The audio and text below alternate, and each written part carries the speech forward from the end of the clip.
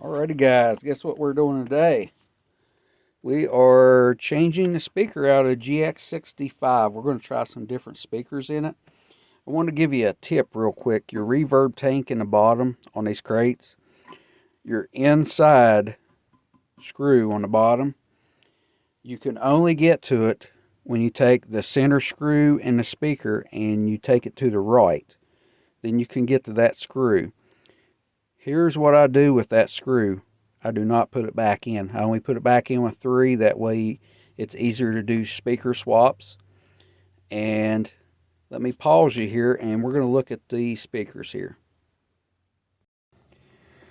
Okay, here is the speaker that's in these guys. It's a crate custom design. It's an eminence speaker.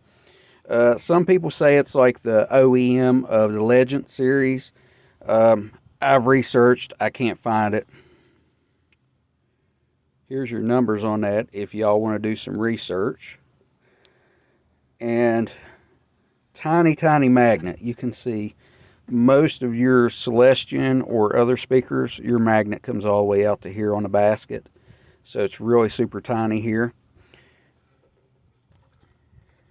It's ribbed all the way up the cone. It has a lot of speaker doping in here. It's really thick. And you can see it has a big cone in the center, and you cannot see through it. Usually you can see your voice coil down in here, and you cannot see through it. At least I can't. And I think that's killing some of the dead sound in this speaker. It also has a splice up the side. I don't know if that's going to make any difference or not.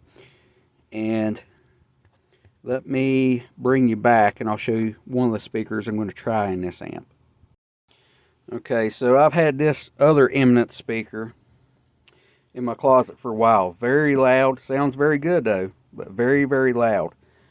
It's louder than a vintage 30. You can see the differences in the basket. And here's your magnet. Check out that big behemoth right there. You can see there's a height difference too. So that is a Eminence CV75, which is supposed to be a clone of the original vintage 30. And to my ears, it sounds really close. Sounds really good. But it's so loud, I haven't even played it enough to break it in. So let's flip them over and we'll look at the cones here and see the differences.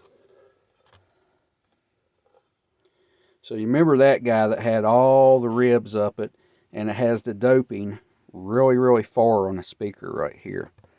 And your big cone.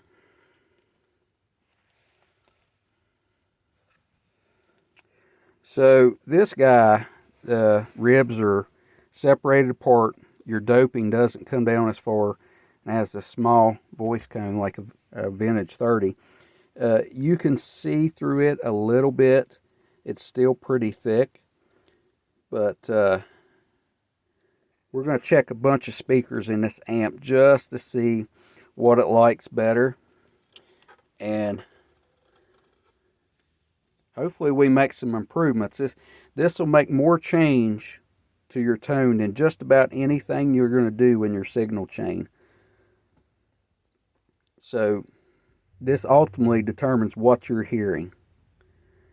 And I hope you guys like this, and thank you, and subscribe. See you on the next one.